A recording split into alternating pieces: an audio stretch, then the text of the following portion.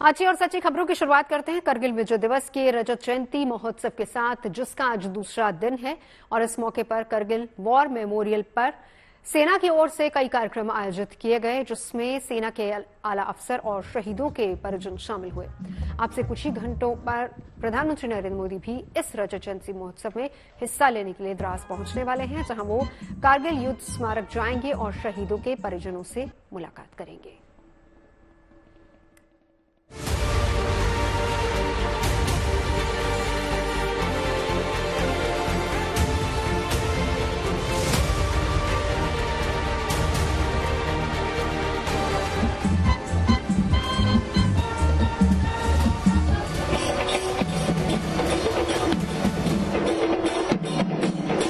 शहीदों की चिताओं पर लगेंगे हर बरस मेले। वतन पर मरने वालों का यही बाकी निशा होगा।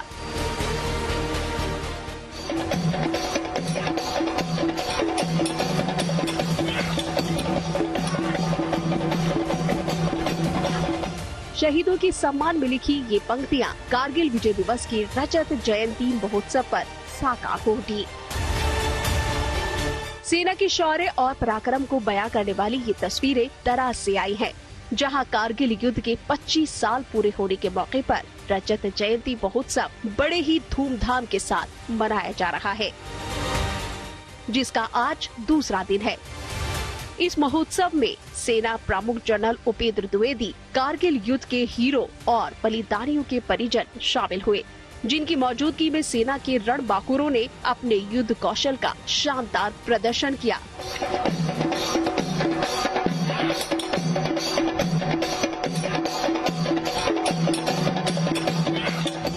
इतना ही नहीं, इस मौके पर सेना के बैंड ने अपनी जोशीली धुनों से महोत्सव में आए लोगों को मंत्रमुग्ध कर दिया।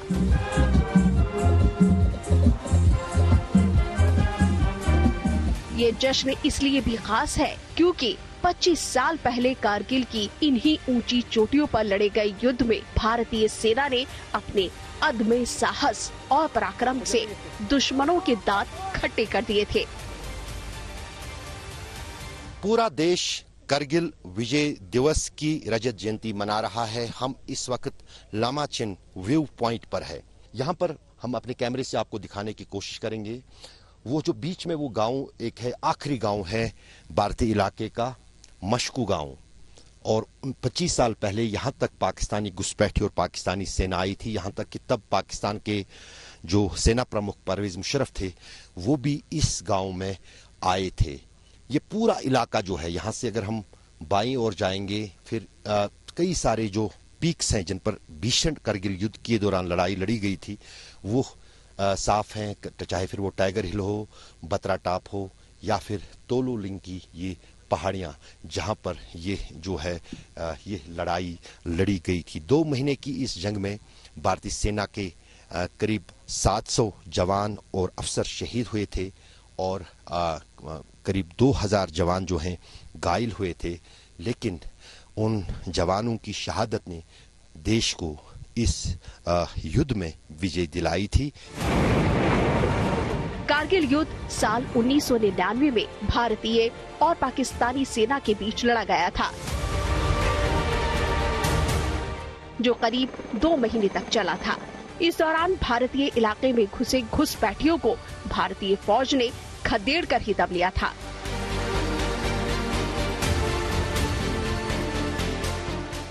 सेना ने अपने इस मिशन को ऑपरेशन विजय का नाम दिया था।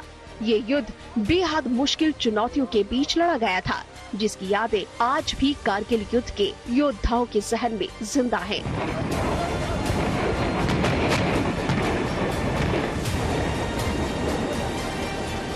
मेरे यूनिट के 18 ग्रेनेडियर्स के 34 रणबांकुरों ने आहुति दी है, उनको भी नमन करता हूं।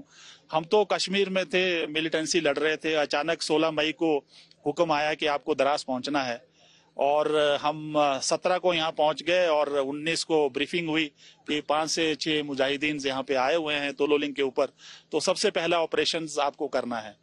तो बस हम ना वहाँ रिकॉनेसेंस के लिए तैयारी का समय था, ना प्रेपरेशन का समय में था, और हमें भी लगा 5-6 हम तो वैली में बहुत ऑपरेशंस किए थे, मिलिटेंट्स किया था कि 5-6 मिलिटेंट्स कुछ नहीं होते। लेकिन जैसे जैसे हम आगे बढ़ते गए तो हमने देखा कि यहाँ 5-6 मिलिटेंट्स नहीं बल्कि दुश्मन की एक पूरी कंपनी है। वो बहुत हैवीली जो थे उन्होंने मोर्चाबंदी की हुई थी। और मुझे खुशी है कि इतनी चुनौतियों के बाद में, चाहे वो ऑपरेशनल चुनौतियां थी या लॉजिस्टिक की चुनौतियां थी या टेरेन की या एनिमी की चुनौतियां थी, 18 ग्रेनेडियर्स ने 22 दिन रात दिन ये युद्ध लड़ा। और मैं बहुत शुक्रगुजार हूं उन सोल्जर्स का और उन सैनिकों का। और 13 जून को हमने और 3 राजरीफ ने मिलकर इस पे विजय पताका हासिल की।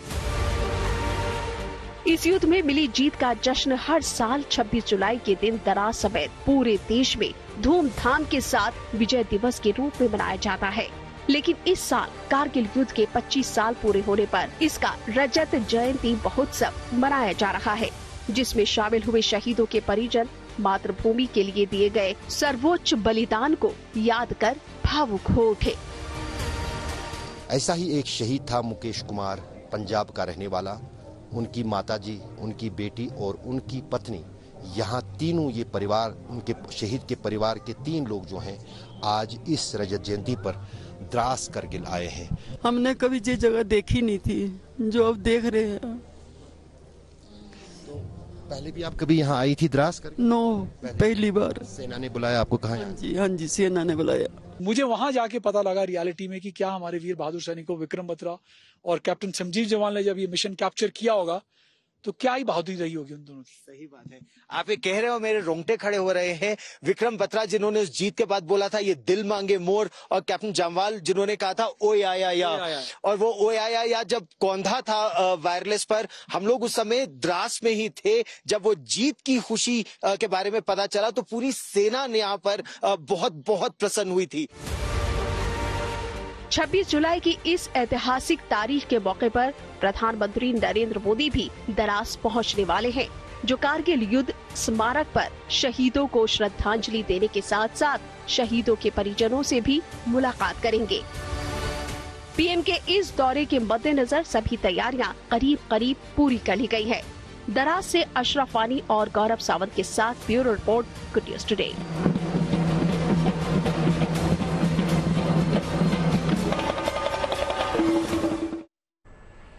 कारगिल युद्ध की रजत जयंती महोत्सव के लिए पूर्व थल सेना प्रमुख जनरल वीपी मलिक भी कारगिल पहुंचे, जिनसे हमारे सहयोगी गौरव सावंत ने कारगिल युद्ध को लेकर खास बातचीत की। आज से 25 साल पहले इसी जगह कारगिल में भारत ने पाकिस्तान को शिकस्त दी थी, करारी शिकस्त दी थी, और उस समय भारतीय थल सेना के अध्यक्ष जनरल वेद प्रकाश मलिक थे जब पाकिस्तान को भारत ने हराया था। 25 वर्ष बाद वो कारगिल फिर लौटे हैं, और इस समय विधि का विधान देखिए, कारगिल की वही 8 माउंटेन डिवीजन द्रास में इस समय कमांड कर रहे हैं उनके सुपुत्र मेजर जनरल सचिन मलिक। और आप ये देखिए कितना जबरदस्त कोइंसिडेंस है। और जनरल साहब, आपने कारगिल में जब आर्मी को लीड किया, वो विक्ट्री जो भारत को मिली 25 साल बाद, आपके क्या विचार हैं जब आपका बेटा ये डिवीजन कमांड कर रहा है? पहली बात तो मैं ये कहना चाहता हूँ कि जो उस विक्ट्री का जो श्रेय है वो मुझे नहीं जाता, बल्कि उन जवानों को और उन अफसरों को जाता है जो उन्होंने लड़ाई की यहाँ पर, और जिस तरीके से उन्होंने लड़ाई ली। और it happen to be, I happen to be the chief of army staff. और मुझे बहुत गर्व है कि इस वक्त मेरा बेटा वही डिवीजन कमांड कर रहा है जिसको मैंने कमांड किया था, और वो भी इस वक्त जब हम कारगिल विजय दिवस की सिल्वर जुबली मना रहे हैं। ये मेरा सौभाग्य है कि मेरा पहला इंटरव्यू चीफ के साथ आप ही का मैंने इंटरव्यू किया था कारगिल के दौरान और फिर उसके बाद भी। लेकिन प्रश्न आपसे ये, आपने उस समय उस इंटरव्यू में कहा था we'll fight with whatever we have. अब 25 साल बाद जब आप यहाँ आते हैं, क्या परिवर्तन देखते हैं आप? देखिए, अभी मैं समझता हूँ कि उस समय से लेकर अब तक तो जमीन आसमान का फर्क है। उस वक्त हमारे ट्रुप्स की कमी थी यहाँ पर, उस वक्त हमारे हथियारों की कमी थी, क्योंकि हम लोग बॉटम लाइन के ऊपर चल रहे थे। 70% होल्डिंग थी हमारी। उस वक्त कोई सर्वेलेंस डिवाइसेस नहीं होती थी, और बाहर के देशों के साथ में भी क्योंकि हमने न्यूक्लियर वेपन टेस्ट किए थे तो हमारे रिलेशंस इतने अच्छे नहीं थे। We could not buy anything from them at short notice. So अभी जो मैं देख रहा हूँ कि एक तो डेंसिटी ऑफ ट्रुप्स एलओसी के ऊपर बढ़ गई है और वो अच्छी बात है, क्योंकि इतने बड़े बड़े गैप जो थे पहले, अब वो बहुत कम है। और इनके पास अभी सारे नए हथियार भी हैं, नए यंत्र भी हैं, सर्वेलेंस के खासकर अभी हम लोग बात करते हैं सैटेलाइट इमेजरी की, ड्रोन्स हैं और नाइट विजन डिवाइसेस हैं, रेडार्स हैं। सो ज़मीन आसमान का फ़र्क है। और वो आपको नजर भी आता है कि जो चुनौतियां आपके पिताजी ने फेस की थी एज चीफ, वो as div commander you are in a better position now? Yes, much better position. Like I said, कुछ चुनौतियां तो वही हैं जो टेरेन है, वो उसमें कोई फर्क नहीं है, मौसम में कोई फर्क नहीं है। सबसे बड़ा यहाँ पे प्रॉब्लम तो बर्फ का है, टेम्परेचर्स का है। लेकिन बाकी जो हमारी कैपेबिलिटीज हैं 25 साल में तो बहुत बढ़ गई हैं। आगे बढ़ते हैं, बात करेंगे मौसम की, जिसका मिजाज इन दिनों देश के कई राज्यों में बिगड़ा हुआ है। खासकर देश के पश्चिमी राज्य महाराष्ट्र और गुजरात की अगर बात की जाए, जहां के कई इलाके ऐसे हैं जो बीते 24 घंटे में जहां पर इतनी बारिश हुई है कि कई शहरों में बाढ़ जैसे हालात पैदा हुए। और हालात बिगड़ता देख फौरन लोगों की मदद के लिए एनडीआरएफ, एसडीआरएफ की एजेंसियां और टीम वहां पर पहुंची है, जो युद्ध स्तर पर राहत और बचाव के अभियान में लगातार जुटे हुए हैं।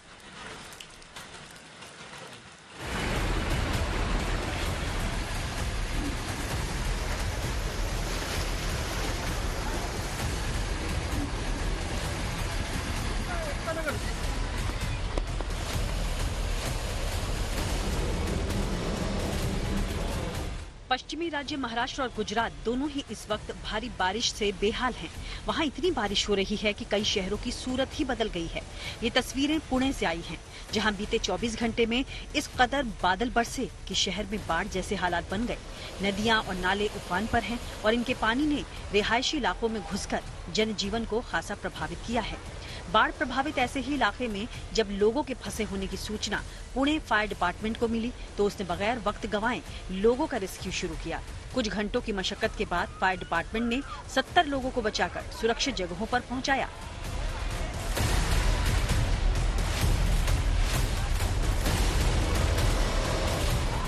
राहत और बचाव के इस काम में फायर डिपार्टमेंट ही नहीं, बल्कि एनडीआरएफ, एसडीआरएफ और सेना को भी लगाना पड़ा, ताकि ज्यादा से ज्यादा लोगों की मदद की जा सके।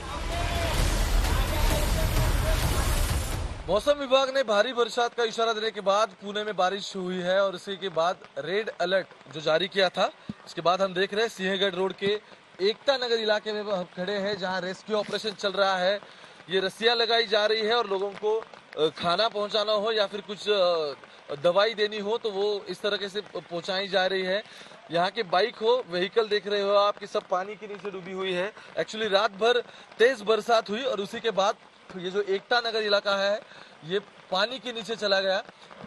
रात भर ज्यादा बारिश हुई थी और इसी के कारण ये पूरा इलाका हम देख रहे हैं कि पानी के नीचे चला गया। अलग अलग जगहों पे लोग फंसे हुए हैं, उन्हें भी मदद पहुंचाने की कोशिश यहाँ चल रही है। सिंहगढ़ रोड का ये पूरा एकता नगर इलाका है। इसके अलावा और भी सिंहगढ़ रोड के और कई इलाके हैं जहाँ लोग फंसे हुए हैं। उनके रेस्क्यू ऑपरेशंस ये पीएमसी के द्वारा अभी भी मतलब चालू है और लोगों को बाहर निकालने की कोशिश शुरू है।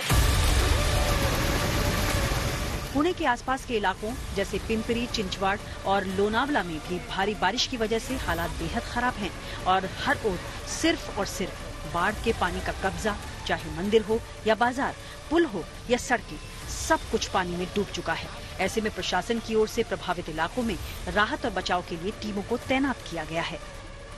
पुणे जिले में पिछले 72 घंटों से मूसलाधार बारिश शुरू है। अभी हम पिंपरी चिंचवड़ के मोरिया गोसावी मंदिर परिसर में है और यहाँ आप देख सकते हो कि पूरा जो मोरिया गोसावी का मंदिर है, जिसकी ऊंचाई कम से कम 40 से 50 फुट तक है, ये पूरा मंदिर पानी में डूब चुका है। ये पूरा जो परिसर है जलमय हो चुका है। कल रात से ब्रिज पे पानी चढ़ रहा था, आज सुबह से ब्रिज के ऊपर से पानी जा रहा है। तो पिंपरी चिंचवड़ और आलमगीर संपर्क इसकी वजह से टूट गया है। अच्छा, हाँ। कितने साल के बाद ये सब हुआ है? क्योंकि पिछले 10 साल में तो ऐसा हुआ नहीं था। नहीं, कम से कम 2006 में ऐसा बारिश हो गया था। उसके बाद में पहली बार ऐसा ये हो गया, बारिश हो गया। मौसम विभाग का अनुमान है कि पुणे समेत महाराष्ट्र के कई हिस्सों में भारी बारिश का ये दौर अभी जारी रह सकता है, जिसे देखते हुए स्कूलों में छुट्टी कर दी गई है और लोगों से भी बिना वजह घरों से बाहर न निकलने की अपील की गई है।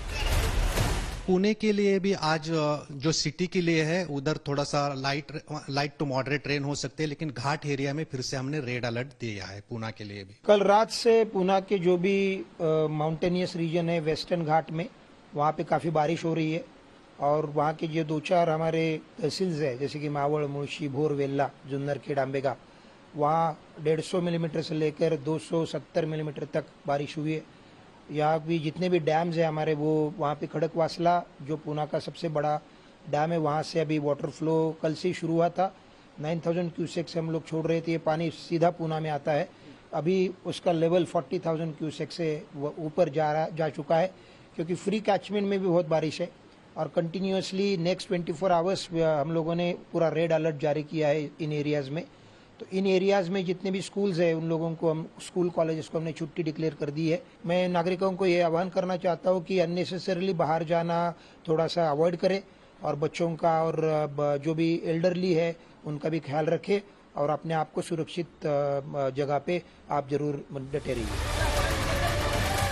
उधर दक्षिण गुजरात और सौराष्ट्र इलाके में भी बीते 3 से 4 दिनों से भारी बारिश का दौर थमने का नाम नहीं ले रहा, जिसके चलते राज्य के कई जिले और शहर इस वक्त सैलाब संकट का सामना कर रहे हैं। सूरत भी इन्हीं में से एक है, जहां के निचले इलाकों में फंसे लोगों को निकालकर सुरक्षित जगहों पर पहुंचाया जा रहा है। साथ ही साथ बाढ़ प्रभावित इलाकों में खाने पीने का सामान भी बांटा जा रहा है। यहाँ 2-2 माले तक का पानी भर चुका है और उसमें से हम रेस्क्यू ऑपरेशन चल रहा है और खास करके औरतें, प्रेग्नेंट लेडी और छोटे बच्चे और बीमार लोग जितने हैं और जो भी एक उम्र के हैं उनको बाहर निकालने की कार्रवाई हो रही है। सुबह से लेकर अभी तक हमने 60 से 65 लोगों को बाहर निकाला है। राज्य में भारी बारिश के चलते बिगड़े हालात का हवाई सर्वे करने के बाद आज गांधीनगर में मुख्यमंत्री भूपेंद्र पटेल ने अधिकारियों के साथ बैठक की, जिसमें बाढ़ प्रभावित जिलों के कलेक्टर और अधिकारी भी जुड़े, जिन्हें मुख्यमंत्री ने बाढ़ प्रभावितों की मदद के लिए हर संभव कदम उठाने का आदेश दिया। मुंबई से मुस्ताफ शेख, पुणे से ओंकार वाबले, पिंपरी चिंचवाड़ से श्री कृष्ण पांचाल, सूरत से संजय सिंह राठौड़ और गांधीनगर से ब्रिजेश दोषी के साथ bureau report, good news today. आगे बढ़ते हैं, बात यूपीएससी यानी कि यूनियन पब्लिक सर्विस कमीशन की, जिसे हर हाल में अपनी साख बचाने की चिंता है। नीट परीक्षा में गड़बड़ी की खबरों की वजह से एनटीए यानी नेशनल टेस्टिंग एजेंसी कटघरे में है। मामला सुप्रीम कोर्ट की चौखट तक जा पहुंचा। नीट परीक्षा देने वाले लाखों छात्र परेशान हैं। आने वाले समय में परीक्षा देने वाले हजारों छात्र पारदर्शिता को लेकर चिंतित हैं। फिलहाल सरकारी परीक्षाओं में धोखाधड़ी और जालसाजी एक बड़ा मुद्दा बन चुका है। देश में बड़ी परीक्षाएं करवाने वाली एजेंसी की गलतियों और लापरवाही से सबक लेते हुए संघ लोक सेवा आयोग अपनी परीक्षा प्रणाली को और मजबूत बनाने में जुटा है। यूपीएससी हर साल सिविल सेवा परीक्षा समेत 14 परीक्षाएं आयोजित करवाता है। ऐसे तो यूपीएससी की तरफ से आयोजित होने वाली हर परीक्षा अपने आप में कठिन होती है और किसी भी परीक्षा में सफल होने या सफलता पाने के लिए जी तोड़ मेहनत करनी पड़ती है। दीन दुनिया को भूल जाना पड़ता है, तब जाकर परिणाम अच्छे मिलते हैं।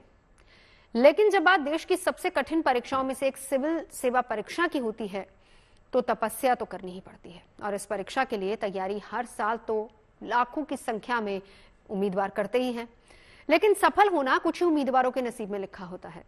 कमर तोड़ मेहनत के साथ किस्मत के दम पर ही वो यूपीएससी की परीक्षा में झंडे गाड़ पाते हैं। 5 लाख से ज्यादा उम्मीदवारों के बीच में महज 1000 कैंडिडेट्स ही मेरिट लिस्ट पा पाते हैं।